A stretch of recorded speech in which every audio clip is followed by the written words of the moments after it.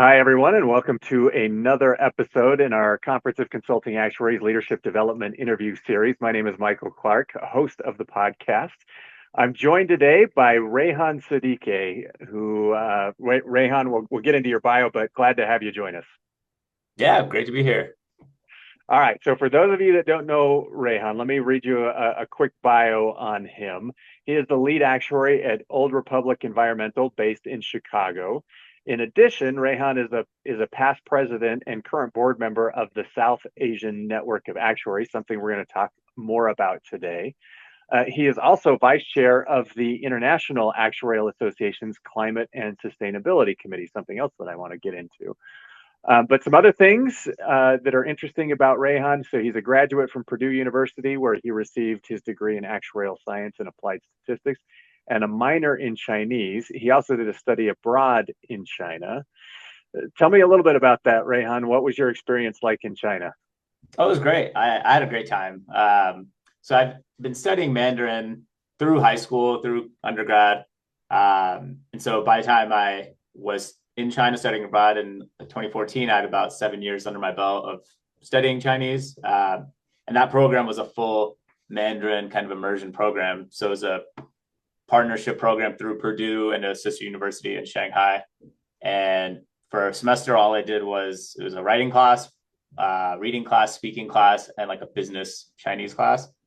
And it was really great. A few classes a day. It didn't feel like a full workload of classes, but they very much encouraged going to travel around the country, going out and exploring, using skills that you're learning in the classroom.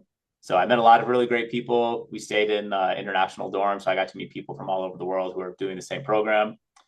And so yeah, some friends I still have to this day from Germany, Ecuador, like Kazakhstan, like all over the world really. And so really had a great time, loved it. And so my Mandarin skills really increased during that one semester.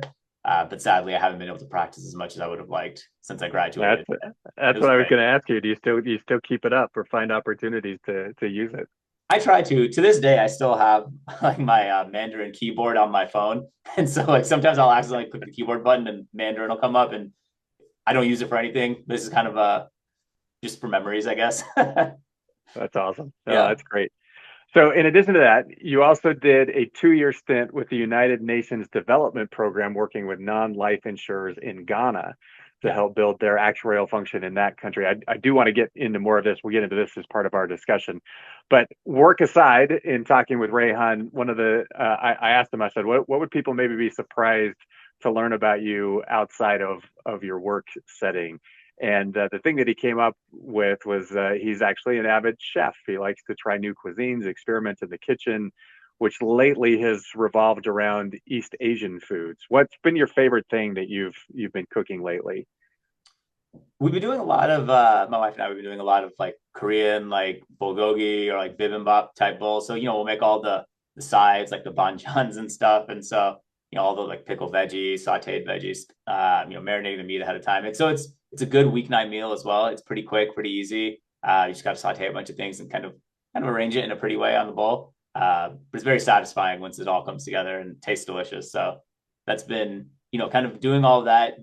I think is hard when you're doing something crazy new during the week and you just don't really have time or you're kind of tired.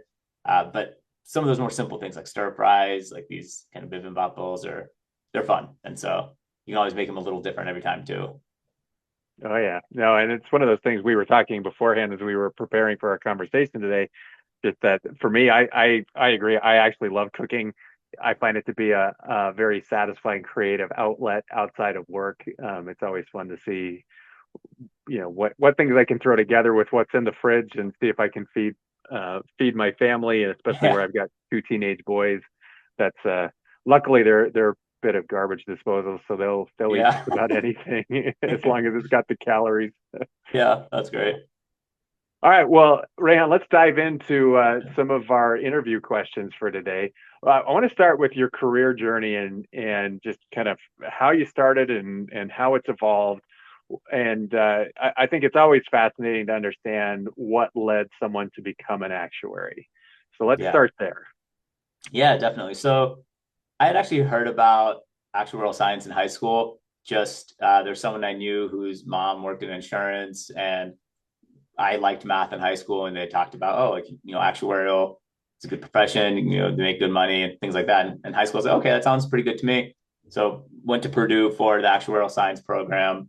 And then kind of throughout those years, taking exams, I had some internships at Zurich at the time. So both of my internships across 2 different years were at Zurich doing PNC, reserving for the most part. And, I was open to health or life or pensions at the time, but I think as I started doing my internships, I kind of realized I was just more interested in the PNC side of things. And so out of college, I got my first job at Milliman in Milwaukee. So I moved to Milwaukee for a couple of years, mostly doing reserving, a little bit of pricing. And that's actually where I got some exposure to natural catastrophe type risk. And so there was one project that we were working on. It was for FEMA. So it was the National Flood Insurance Program. And so I was able to kind of work on that project as one of the analysts, got exposure to kind of government data and catastrophe models and all this kind of stuff. So that's really what sparked my interest in a lot of the climate stuff. And so I kind of kept that for the next few years on the back burner. So my second job out of college was at Oliver Wyman. So I moved to Chicago, stayed in consulting, and mostly a reserving role, but I would say it's about maybe 50% reserving, maybe about 50% more predictive analytics. And so a little less pricing, and pretty much no climate work at the time. But that really bumped up my, I guess, technical skills. And so I got really deep into programming. I learned a lot about like R, Python.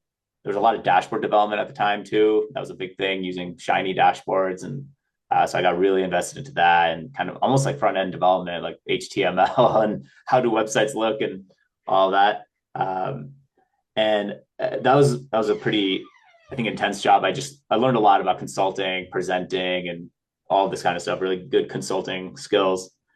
And that was actually around that time is when I started volunteering, which we can talk about a little bit as well. But I started volunteering with the CAS at their, what was at the time called what was it called? Well, now it's called the Candidate Advocacy Working Group. Oh, back then it was called the Candidate Liaison Committee. So it was, I think at the time, it was the only committee that you could volunteer with the CAS if you were not credentialed. And I saw that and I thought, okay, like this would be fun. And it's a way for me to just kind of meet more people. If you, as an actuary, you don't really meet too many other actuaries unless you just work at a big company. And so I had the people in my office, and I just thought it'd be cool to see what other people are working on. And being in consulting, I realized that there's a lot of proprietary things and a lot of knowledge in the actuarial world that's really company specific. So if you don't really meet people outside of your company, I feel like you're kind of limiting what you can learn. And so I really just wanted to meet more people. So I started volunteering there, met a lot of great people. And then 2020 hit, and my now wife and I, we moved to Seattle, and I got a new job at a company called Homesite. It's a homeowners insurance carrier.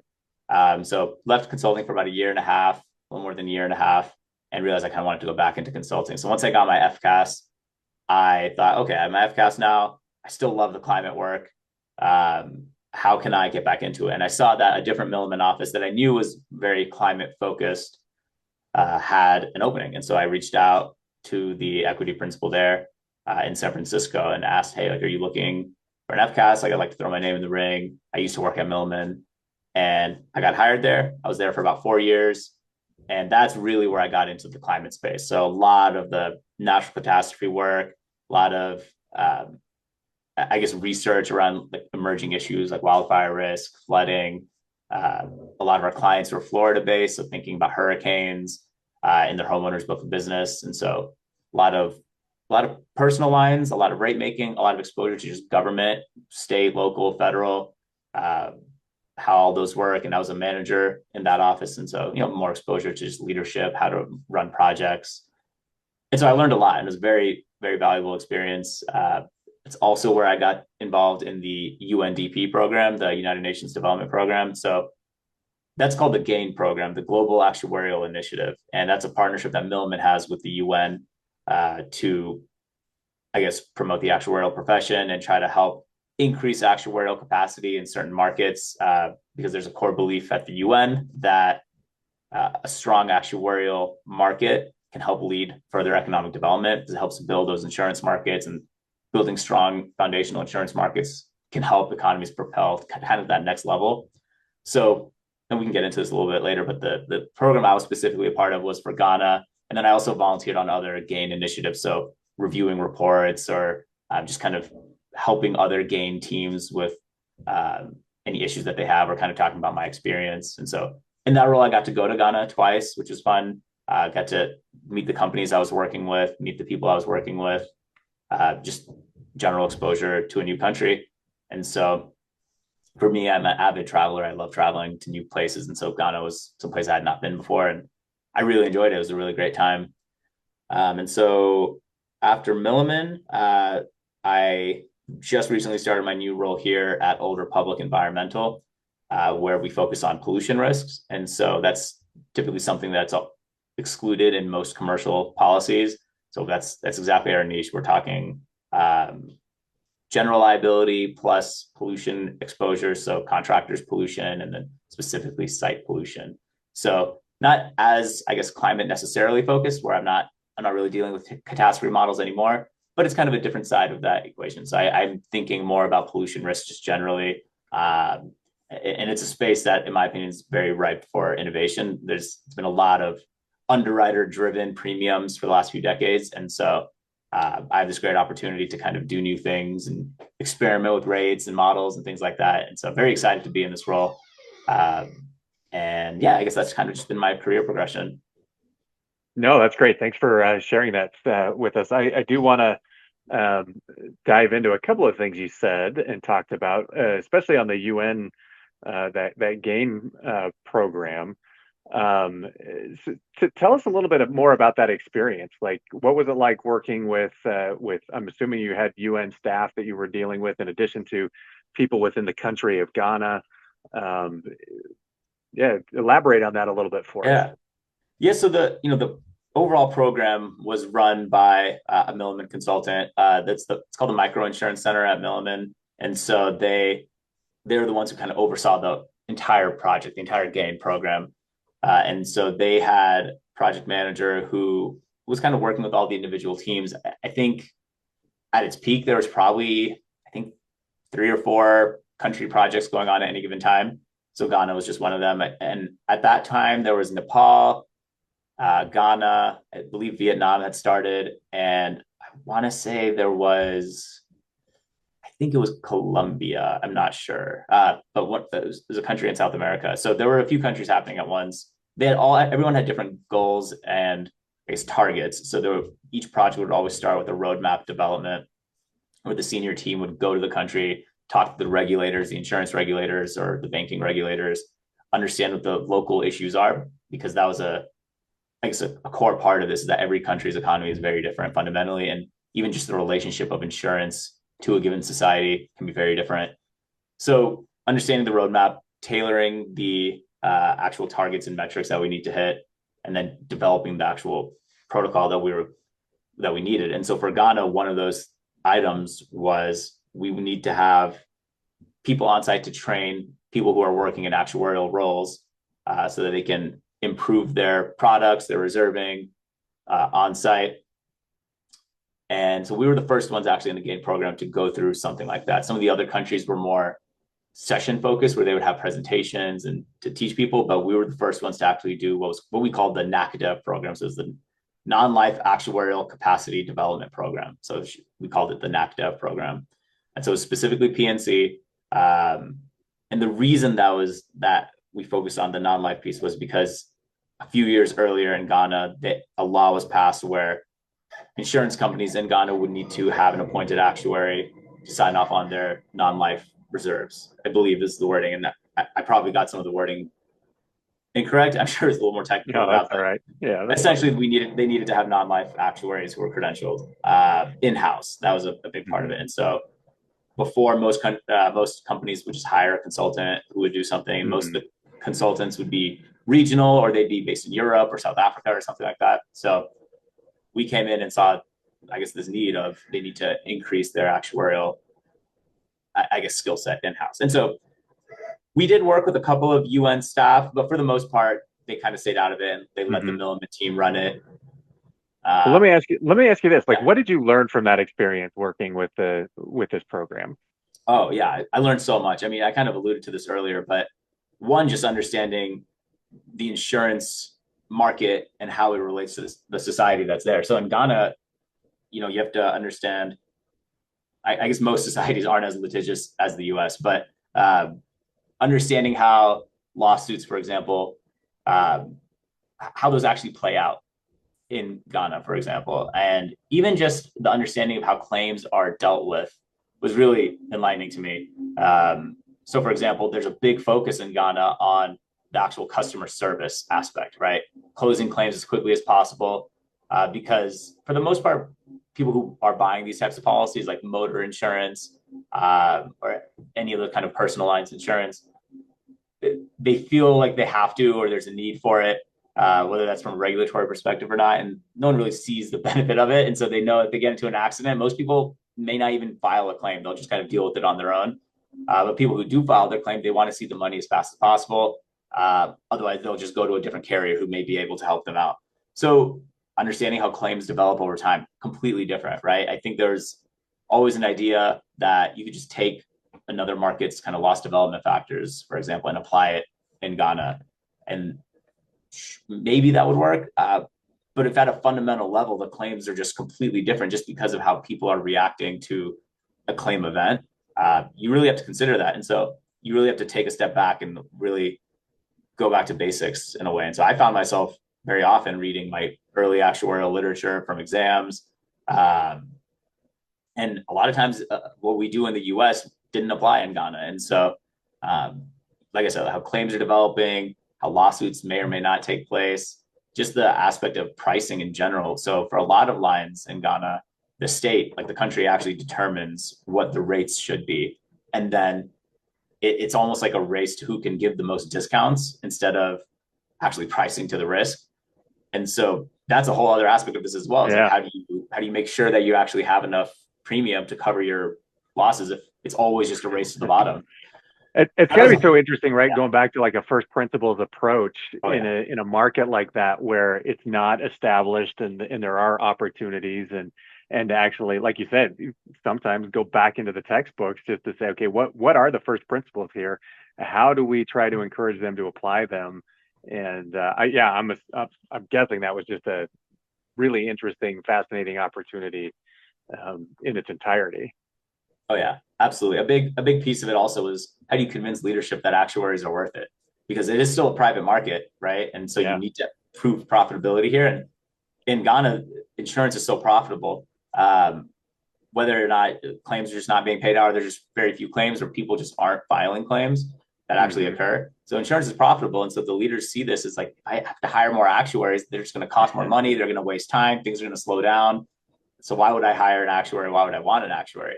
So then there was a question of, okay, well, let's prove why actuaries are profitable for a company, right? And so there was those types of conversations and analysis on you can segment your risk better. You can think about raising prices here and lowering them there. Yeah. Um, if a big event happens, a big catastrophic event happens, you'll have money ready to go, so you won't just go out of business. And you don't have to rely on your reinsurer. For the most part, most of these companies are just ceding most of their premium and risk out to Europe or South Africa or somewhere. So if you want to actually hold that risk in house, you have to be ready for it. So Yeah. the jury's still out on if that actually landed, but that was part of the project as well, right? Is like convincing the private market that it's worth having actuaries. No, I love that. And now this is not your only international experience within the actuarial field. I mentioned in your Yep. bio that you're involved with the IAA's Climate and Sustainability Committee. Talk to us a little bit about that. How did you get involved? Why did you get involved? And what kind of things are you doing on that committee? Yeah. Yeah. So like I mentioned before, I've always loved traveling, starting with my study abroad in China. I think other than going to Pakistan when I was a kid, like going to China was my real first international exposure back in college. And when I was there, I traveled around Korea, Japan, Vietnam. I had a great time just kind of exploring the world. And so I've always had that passion to like be a global citizen, I guess, just go around and experiencing other cultures and countries. And so, doing the GAIN program was part of that. I was really interested in going to Ghana and working with actuaries abroad. And that experience actually got me into contact with people at the International Actuarial Association. So the CAS had thought, oh, Rayhan, there's this new climate sustainability committee at the IAA. Given your experience in climate risk and given your experience with the GAIN program, we'd like to nominate you for like a vice chair position. So I accepted. And at the time, I had never really thought about the IAA. I knew they existed, but I didn't really know Mm-hmm. anything about them. And honestly, I think most actuaries don't really know anything about the IAA in the US at least, That's just because true. we have such Yeah. large, dominant actuarial associations, the CAS and the SOA. Uh, and so I said, yeah, absolutely. I'm happy to volunteer. And so that was what, the beginning of 2025. Yeah, beginning of 2025. Uh, and it's been really fun since then. I mean, I've had the opportunity to liaise with many large international organizations. So my role in particular, I'm one of two vice chairs. My role is focused almost entirely on supranational organizations. So Mm-hmm. climate groups from around the world. So whether it's the UN, the World Bank, Sustainable Insurance Forum, the Principles of Carbon Accounting and Finance, I believe, PCAF, PCAF. So a lot of organizations that are climate focused that are directly insurance related or tangential to insurance or risk in general. So my Mm-hmm. goal has been to reach out to them, I guess, build some connections between the IAA and those organizations, and in particular, see how actuaries can be more involved in those discussions. Because right now, so much of climate risk is driven by non-actuarial professionals. They're all smart and great in their own right. They're risk professionals. These are climate scientists. They know a lot about what they know a lot about. Uh, but very rarely, almost never, have I read a paper from any of these organizations that specifically are talking about climate risk and insurance.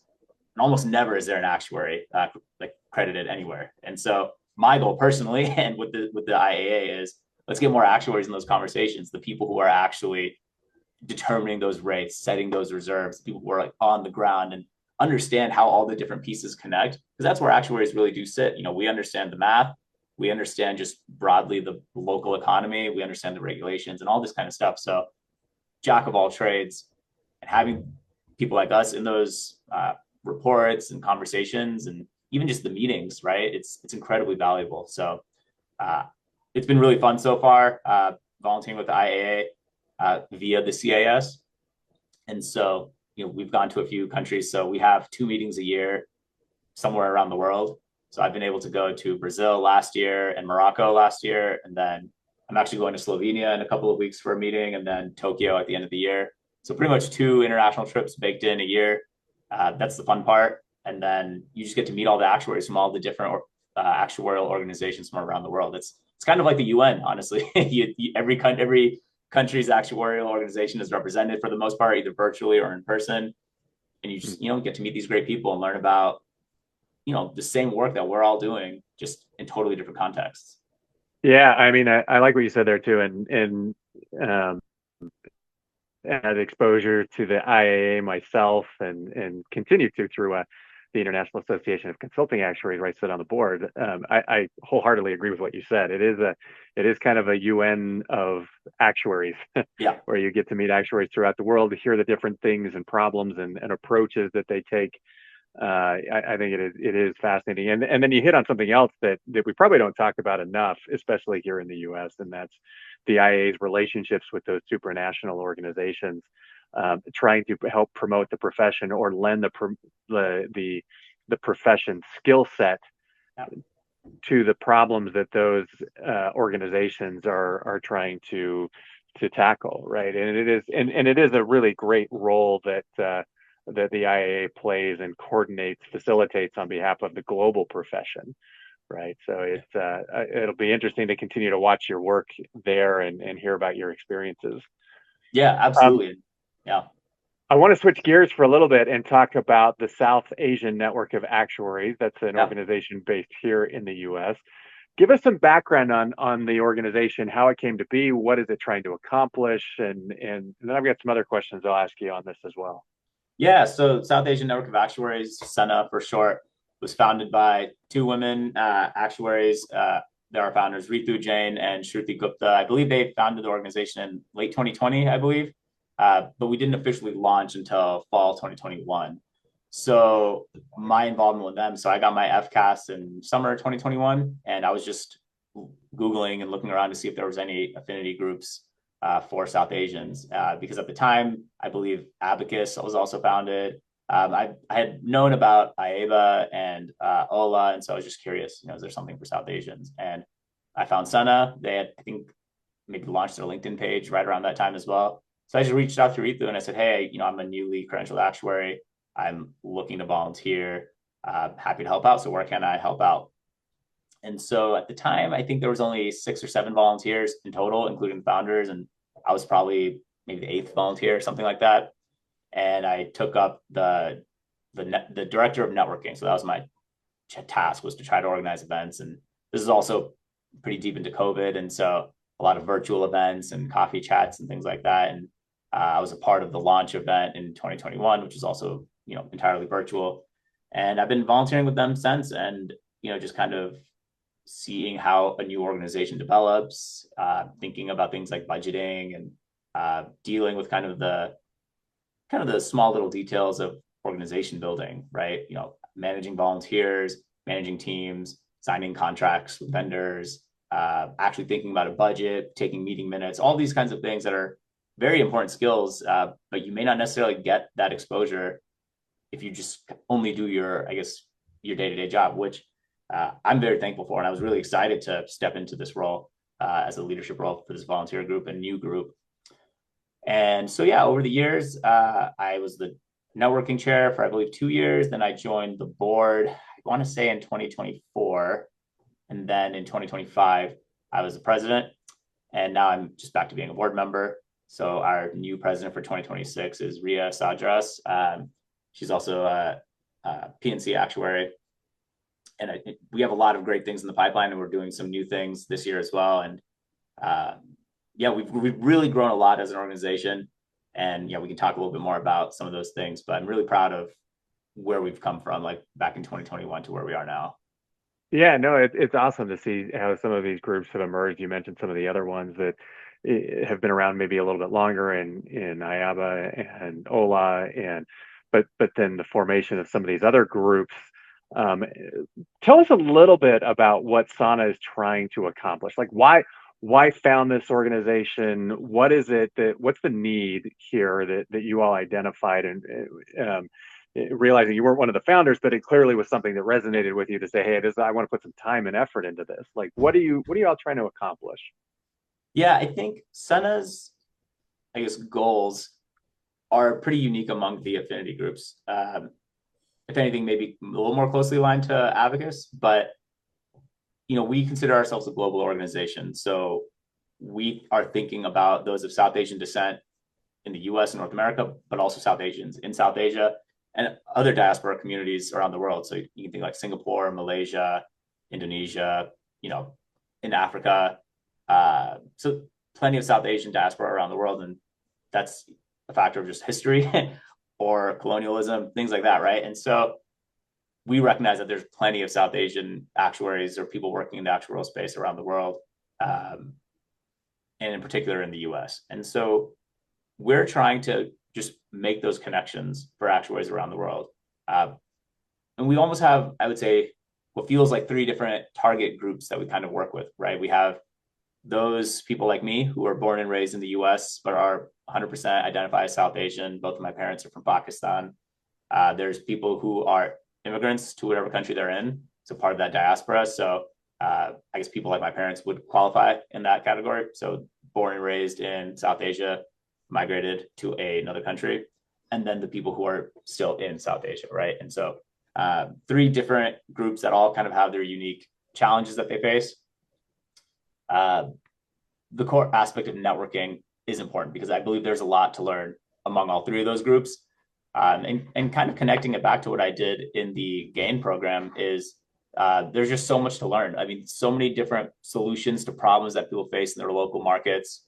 A lot of it tends to come back to people in South Asia or people abroad wanting to learn about how things are done in the US, which is totally fine. And we want to make those connections.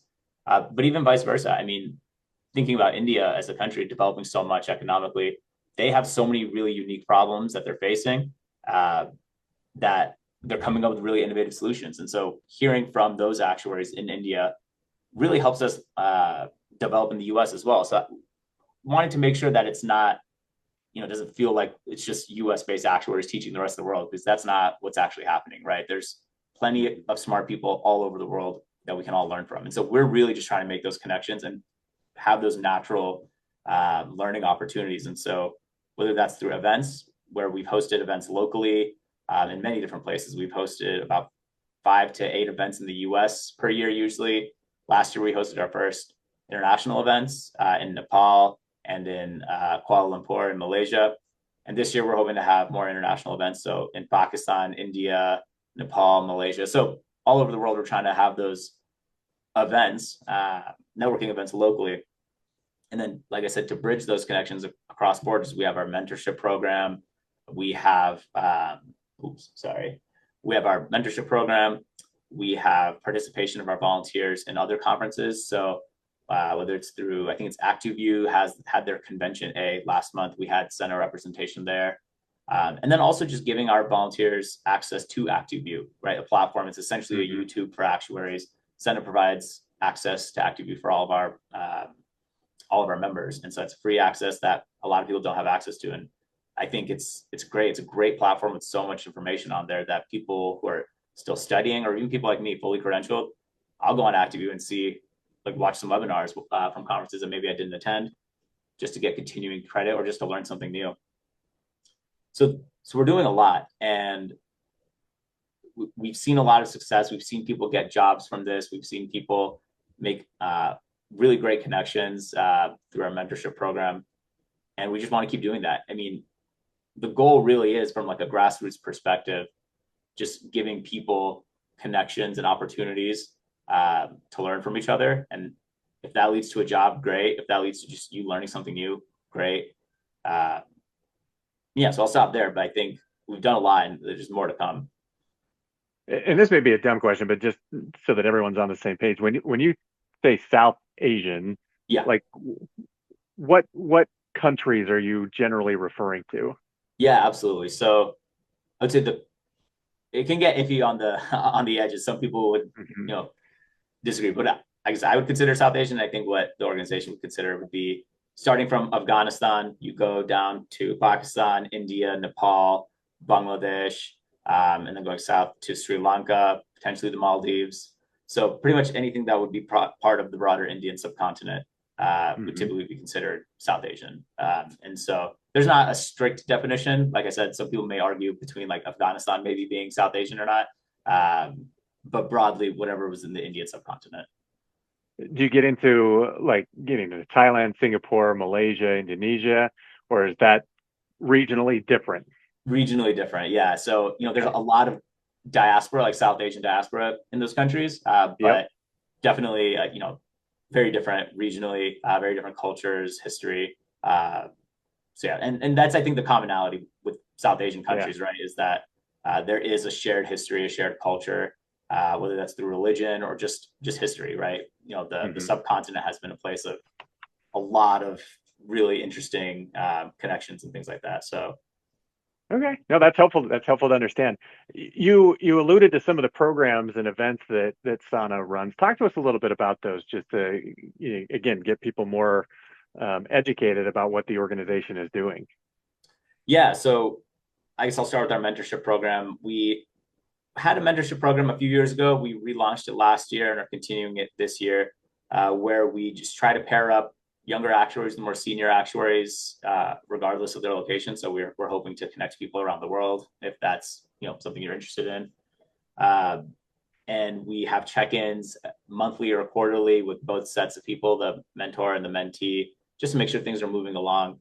Um, and that's just an opportunity for people to learn from each other. Like I said, that's kind of always the goal here, is to just connect people. We want to make those opportunities available for people with a shared background. And so mentorship is a big one for us, and we're really excited to see that continue in 2026. And then next is our networking events. We're the South Asian Network of Actuaries. We like our networking events. And so we host them in cities, like I said, around the country and around the world. And it's just an opportunity for people to meet people locally, and sometimes even just regionally. Like we have our event in Chicago, and that tends to be our biggest event. We have people coming in from Minnesota or like Wisconsin or other states regionally to attend our event, and it's usually at a restaurant or a bar, and it's a little more lighthearted.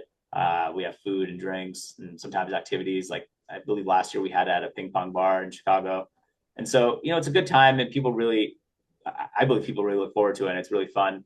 You get to meet a lot of people, and especially people who are maybe interning over the summer, getting to meet more senior actuaries or people who are new to the city. So it's just another event, another opportunity to meet people. And so we are very proud of those events, and we host them all over the place. Um, I would say those are our core two, I guess, networking type opportunities. And then beyond that, just, we have our other volunteer streams that, bring our volunteers in. We have our meetings regularly, whether it's through communication, so maintaining our social media, things of that nature. We have our professional development. We have workshops. So whether it's like a resume workshop or some other kind of professional development opportunity, we try to offer those throughout the year as well. For example, in the past, we've hired a professional development consultant to kind of lead a resume workshop for younger actuaries who are like looking for jobs, and that's gone very well. And we're going to continue that this year. Uh, and I guess beyond that, I mean, we just try to be involved, whether it's in conferences or other affinity organizations. So we'll partner with, let's say, Abacus or Saga on various events throughout the year. We'll try to attend SOA events, CAS events, hosting some kind of happy hour or local event or networking event at those conferences as well.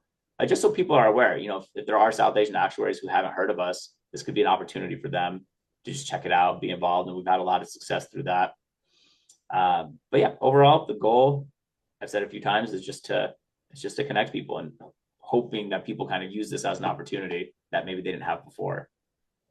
So if someone's interested in what you're all doing, what's the best way for them to stay up to date with what's going on at Sana, and potentially, I'm assuming that you'd be open to people that were interested in volunteering with the organization as well. Yeah, absolutely. I think following us on LinkedIn is probably the most effective way to see what we're up to. It's where we make our most of our updates, and you'll see links to any of our events will go on our LinkedIn. So I'd say follow us on LinkedIn, or just go to our website at senaactuaries.org. I guess I should have mentioned one of our biggest events of the year. We have our virtual career fair where we partner with Abacus and Saga to have essentially many companies. I forget the statistics, but we have dozens of companies come and attend our virtual career fair, where you can go, you meet people, representatives from these companies, submit your resume, get connections, and we've had a lot of success with that. And then we also have our Sena Scholarship, which is one of the things I launched a few years ago, that it provides a full exam registration fee and access to coaching actuaries for an exam of your choice. And so we've been doing that about twice a year for anywhere between 5 to 10 people a year, all over the world. So if you're an actuary anywhere in the world who identifies as South Asian, this scholarship is available, and you just apply. And it is a selection process just based on credentials and academic success and things like factors like that. And that has gone very well. We've seen a lot of success with that, and are continuing that year over year. So if you're interested in that or the career fair, just follow us on LinkedIn. You'll see updates on those regularly. Excellent. Now, one of the things that, I mean, you and I talked about this a little bit too, just the benefits of volunteering, and you've mentioned some of these already today. But if someone's considering volunteering or is interested in volunteering with Sana, like what kind of a time commitment are we talking about here? I would say no more than 5 hours a month. Really, it's a very low amount of hours. I think we're just looking for people to help at all. I mean, we just need volunteers to give us a few hours of their time a month, whether that's for helping maintain our social media, helping organize events. And I mean, 5 dedicated hours a month, like you'll be surprised at how much you can get done. And so finding people who are like, who have that time, is difficult. And so if you have a few hours a month and you want to contribute to an organization like ours, like please reach out, message us on LinkedIn. we'd be happy to connect you with one of our work streams. Awesome. Well, let's for the last little bit here, let's talk a little bit about leadership. This is our leadership interview series, so I want to get your take on the importance of diversity in leadership, especially. What are the benefits? What are the difficulties? Yeah, absolutely. I've always been a believer in this is as this is coming from someone who was born and raised in the U.S. and I've only ever really worked in the U.S. Uh, in the U.S., diversity is everywhere. I mean, it's just kind of how the country exists, and diversity in leadership, in my opinion, should reflect kind of the U.S. in a way, right? And diversity doesn't necessarily come from, I don't know, forced. What's the way? Like kind of like a forced diversity, right? Like there are definitely times when we should strive to have more representation and leadership and things like that. But having diversity in leadership doesn't mean, I don't know, like saying some, for lack of a better word, something cringy on LinkedIn. You know what I mean? Like that's not allyship, right? Allyship is actually being proactive and doing something, right? So like reaching out to maybe a community that you hadn't reached out to for recruitment, as an example, right? Maybe you've only ever recruited from a certain university. Maybe that university happens to be vast majority, let's say white, as an example, right? Maybe you could look at recruitment from other universities, right, that have a more diverse spread just because you're opening your pool up. And so when I think about like diversity, I think about just kind of doing what, in my opinion, should just be easy, right? Like expanding your pool as much as possible, giving everyone that opportunity so you can actually find the best candidates, as an example, right? I always think about that in terms of leadership is don't just narrow your pool down to maybe your alma mater. Like, go out and think out there. Like go look out there. There's so many amazing people who are potentially amazing actuaries, right? And so diversity and leadership is truly just, I guess, actually just doing it. Like it's kind of hard to describe because I don't know. To me, it's just so obvious of so many things that you could do to make people feel included, broadening your reach. But in general, I mean, we talk about leaders in America, for example, and many like C-suite positions tend to be, let's say, white dominated. And there's very few, I guess, Asians in a lot of these leadership positions. Uh, and I think it's something important that we need to address. And so there's countless people who would be great leaders. And so the question becomes like, how do you break into those positions and how do you, I guess, position yourself to become a leader? And, I'll tell you when I have the answer, but I think, a lot of it comes down to just kind of this transition almost in society where we're not there yet. And we just need to keep working towards a goal. And eventually maybe we'll get to a place where we'll see leadership in America's top companies actually reflect a little bit closer what the actual demographic breakdown is here. But it's all part of that transition. We just got to keep working towards it. And that is involvement from, like I said, like predominantly white as the majority class in America. We need allyship from that end, and then we need allyship across. So like at Senna, we try to partner with Abacus, we'll partner with IABA and Ola and Saga. So that intersectionality is also very important. And so we all kind of have to help each other and uplift each other. And that's really the only way forward. And I think that's how we see more diversity in leadership. We see more diversity just across the board in the profession. So yeah, that was kind of a long-winded answer, but to me, No, but that's yeah, good. yeah, Yeah, no, no, I think that those are all really important points that you're making there. Um, when you think about your role as a leader, both within your organization and within the profession, with some of these roles that you've taken on, what adjustments have you had to make to be successful? I guess just generally, or I guess with regards to DEI, I guess what are you maybe? Yeah, I think kind of all, any or all of the above, right? I mean, there's like you mentioned, like diversity is something that just it naturally occurs. Leadership should reflect that. We're not there. Over time we should get there, right? And so that poses its own challenges, whether that's Yeah, within the company that you're working for or even within the actuarial profession. So I'm just curious, like what your experience has yeah, been, because you've clearly taken on leadership roles within the profession and where you're at professionally, as well. So have you noticed? Have you had to make adjustments along the way to be successful, Sure. given the fact that you're coming from a minority background, and for whatever reason, right? That I don't want to say there's a stigma to it, right? But like you mentioned, leadership in general, and true within the actuarial profession, doesn't necessarily reflect the underlying population. Yeah, no, absolutely. I think a lot of good points there. So I think one is I think any child of an immigrant who grew up in the US kind of recognizes that there are cultural differences between, someone like me who I was born and raised in the US, and I understand a lot of the cultural norms of the US, or I guess in my case, predominantly like a white culture. Mm-hmm. Um, and I also understand the culture that I came from, right? Like, I speak Urdu, I understand Urdu, I like eat a lot of, I love my like South Asian food and culture and music and movies and things like that. So I understand both cultures very deeply.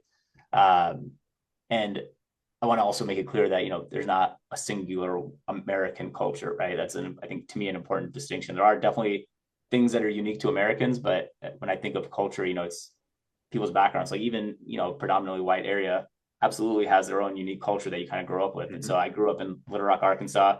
Um, Little Rock, Arkansas culture is pretty different than like Chicago Midwest culture to like Yeah, a yeah, New for Orleans sure. culture. Yeah, so it's there's a lot of differences there, but I will say that there's definitely a challenge to that, right? Of American corporate culture, in my opinion, is its own thing, and to me, it's pretty uniform across the whole country. And it's almost like a different language you kind of have to speak and understand, and that is a challenge for a lot of people, and it was a challenge for me.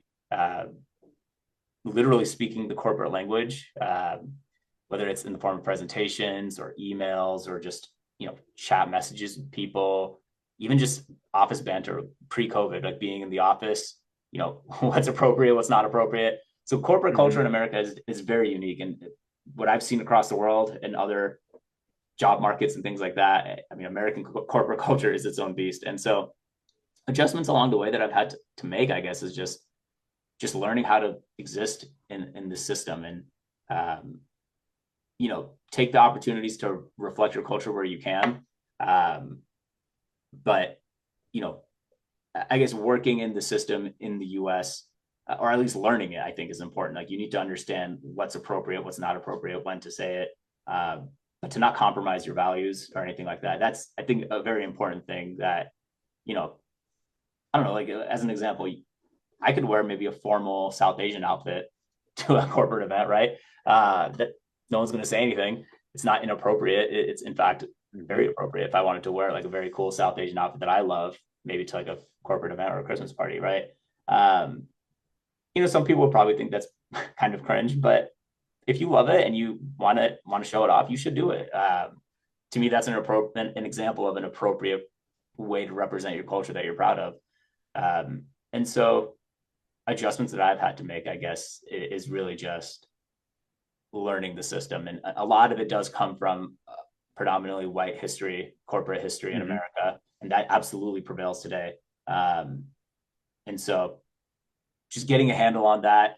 Luckily, I was born and raised in the US, so I speak English fluently. I understand it fluently. I can kind of pick up on body language cues and things like that maybe come a little more natural to me. But for maybe a lot of our volunteers or a lot of our members at Senna who are born and raised in South Asia and now live in the US, like that is a struggle to kind of understand Mm-hmm. that and just different cultural norms of like when to speak up, when to speak out, like all these types of things, very different. And so I haven't had to deal with it as much just because I was born and raised here, but I understand the struggle. And so like if I have a colleague, for example, who maybe is an immigrant, like welcoming them into a conversation, welcoming them into a project, um, kind of going out of my way to make sure that they don't feel left out or excluded. That's the part that I can do, and I would hope people would maybe even do that for me as well. So those are some of the things. I mean, I would say my journey to being where I am now, um, it's unique. It's different than everyone else's, but I absolutely feel for people who maybe come from a totally different cultural background and are now moving to the U.S. and working in the U.S. and are finding those difficulties. Um, Mm-hmm. so I feel for them, and I do try to help out where I can, whether it's like through Senna and things like that. Um, But yeah, no, I think it's really just learning about the system and learning about like where you can fit in and where you can um, show your representation and show your culture off and things like that. Oh, I like what you said there though too, because you're right that with corporate culture is its own thing, and while it may be rooted in maybe that traditional white culture in and of itself, it is still its own thing, Yeah, and everyone. I was thinking about that as you said that. I was like, there even coming from my background, right? There were things that I had to learn about corporate yeah, culture and how to show up as your authentic self there with yeah, your own background and your own values, and how do you maintain those and use them to benefit the larger good there, right? The greater good. So no, I think but that's a really interesting point that you raised there. That part of, I think from a leadership standpoint, right? Things that we all need to figure out are what's the culture that we're in. How do I bring myself to that culture in a way that's appropriate, yeah, without compromise? I, I yeah, I think that's how I'd sum up what you said, and I really like that. I think that is spot on. yeah, Um, well, absolutely. well, Rayhan, I want to thank you for being on the podcast today. Rayhan, if people want to connect with you and follow what you're up to, what's the best way for them to do that? Yeah, I think LinkedIn. Follow me on LinkedIn. I think that'd be great. You can connect with me, message me. Um, Happy to chat. If you're in the Chicago area, I'm always open to meeting up with people, grab coffee or something like that. So yeah, feel free to connect with me on LinkedIn. I'll definitely remember that the next time I'm in Chicago. I end up there Yeah, a few times a year, so we'll definitely try to get together. And like you said, if people want to keep up to date with what's going on with Sana, or hopefully even volunteer some of their time and effort there, following that organization on LinkedIn as well as you mentioned. yeah. I want to again thank my guest Rehan Siddique for joining us today. I want to encourage everyone to subscribe and like this podcast to help us share stories like Rehan's and Sana's that can help benefit the actuarial community. The leadership development community of the CCA is open to any actuary. You can reach out to the CCA to join. I want to thank CCA's Shannon Peterson for helping produce today's event. And I encourage you all to join us for upcoming CCA events. Follow us online on social media and on our website. Thanks again, Rayhan, and thanks everyone for tuning in. All right. Thank you.